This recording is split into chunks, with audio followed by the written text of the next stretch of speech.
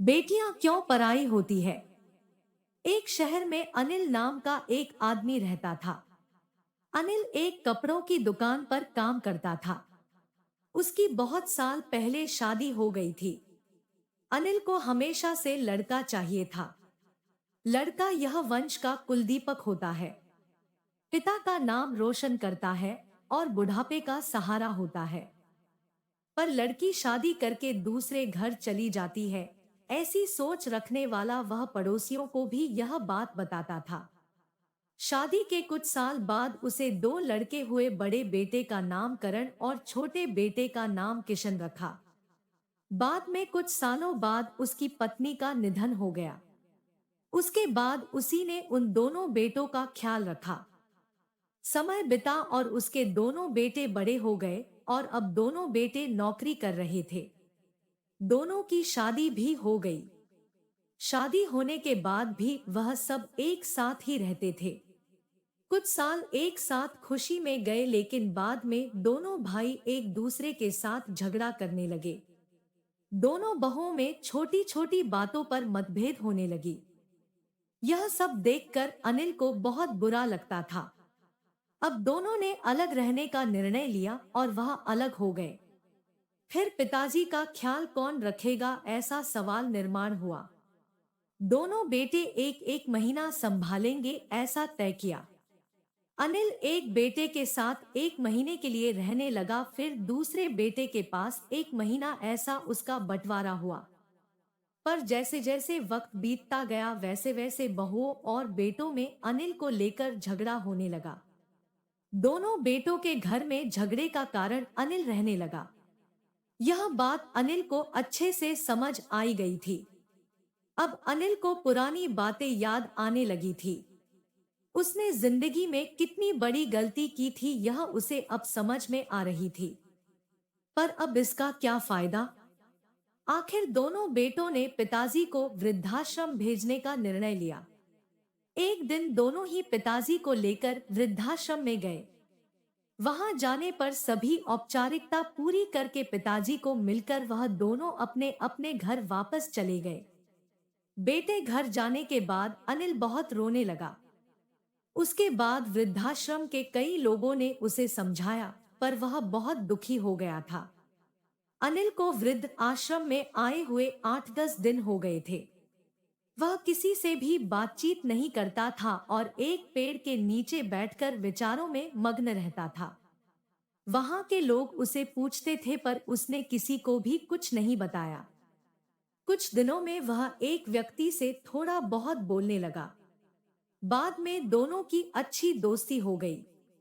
एक दिन वह दोनों बैठे थे, तब वह व्यक्ति अनिल को अपनी कहानी बताने लगा। वह बोला कि मुझे एक ही बेटा है। वह मेरे साथ छोटी छोटी बातों पर झगड़ा करता था। इस बात को मैं बहुत ऊब गया था। उस वजह से मैंने वृद्ध आश्रम में रहने का निर्णय लिया। मुझे कभी कभी लगता था कि मुझे बेटे के साथ एक बेटी भी होती तो कितना अच्छा होता। कदाचित आज वह मेरे बुढ़ापे की लाठी बन सकती। उसका बोलना सुनकर अनिल और ज्यादा दुखी हो गया और वह बहुत गहरे विचारों में खो गया। अनिल को दुखी अवस्था में देखकर उसके दोस्त ने पूछा, आप क्या सोच रहे हो। आपके सामने देखो, उस दिखने वाले दो व्यक्तियों में से एक हमारे वृद्धाश्रम के मालिक है।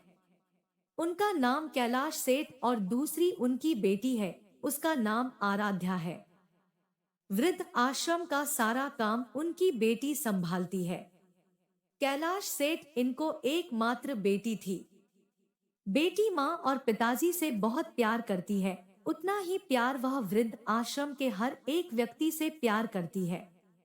अनिल सिर्फ उसकी तरफ देखते ही रह गया और उसका मन और भी ज्यादा दुखी होने लगा। रात होने लगी थी। हर एक वृद्ध अपने अपने रूम में जाने लगे। अनिल भी अपने रूम में जाता है। रात का खाना जल्दी खाकर सब लोग सो जाते हैं। अनिल को उसका भूतकाल याद आता है। अनिल की शादी होने के बाद उसे पहली बेटी हुई थी। उस वक्त उसे बहुत गुस्सा आया था। पत्नी के मना करने के बाद भी गुस्से में उसने बेटी को उठाया और दूर जाकर उसे वहां छोड़ आया।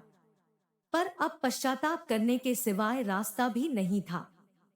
अनिल को रात भर नींद नहीं आई। दूसरे दिन वृद्ध आश्रम में एक छोटा सा प्रोग्राम था। हर एक जन जल्दी उठता है और अपने अपने काम में लग जाते हैं। दोपहर को सब लोग हॉल में एकत्रित हुए। कैलाश सेठ और आराध्या भी आए हैं वहां पर। प्रोग्राम चालू था तब कैलाश सेठ का ध्यान 2-3 बार अनिल की तरफ गया। अनिल उनको बहुत उदास बैठा हुआ दिखा। उनको लगता है कि शायद उसकी तबीयत अच्छी नहीं होगी। प्रोग्राम खत्म होने के बाद वह अनिल से बात करने के लिए उनके पास जाते हैं। वह अनिल को दुखी होने का कारण पूछते हैं। तभी अनिल बहुत रोने लगता है और थोड़ी देर बाद वह अपनी पूरी कहानी उनको बताता है कि मुझे भी पहली बेटी हुई थी पर मुझे बेटी नहीं चाहिए थी, इसलिए मैं गुस्से में आकर उसे छोड़ कहीं छो आया था। आज जब मैंने आपको आपकी बेटी के साथ देखा तो तभी मुझे समझ आया कि बेटी कितना प्यार करती है। मेरी बेटी भी मेरे साथ होती तो मुझे यहाँ वृद्ध आश्रम में रहना नहीं पड़ता। मेरे दोनों बेटों ने मुझे दुख के सिवा कुछ भी नहीं दिया। मेरे किए हुए पापों की सजा आज मैं भुगत रहा हूँ। अनिल की सब बातें सुनकर कैलाश सेठ को मन में बहुत दुख हो रहा था।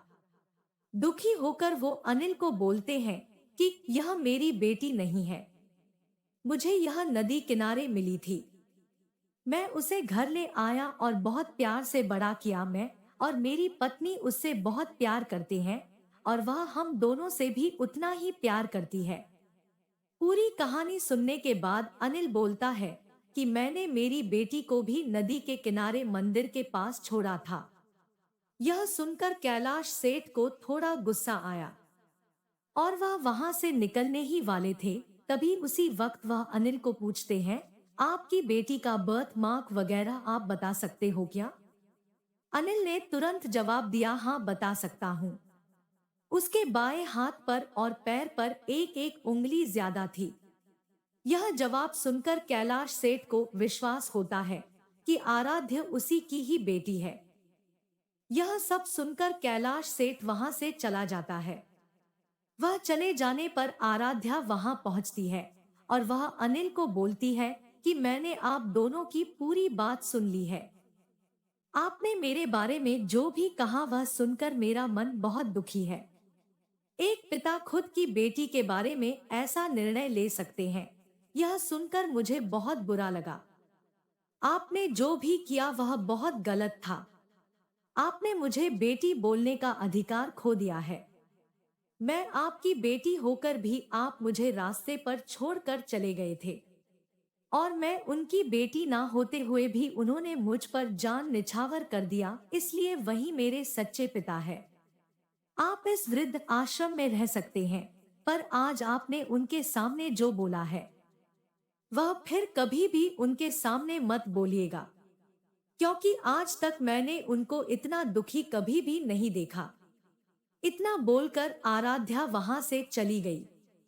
अनिल सिर्फ आंखों में आंसू लाकर उसकी तरफ देखता रह गया और अपने नसीब को दोष देता रहा।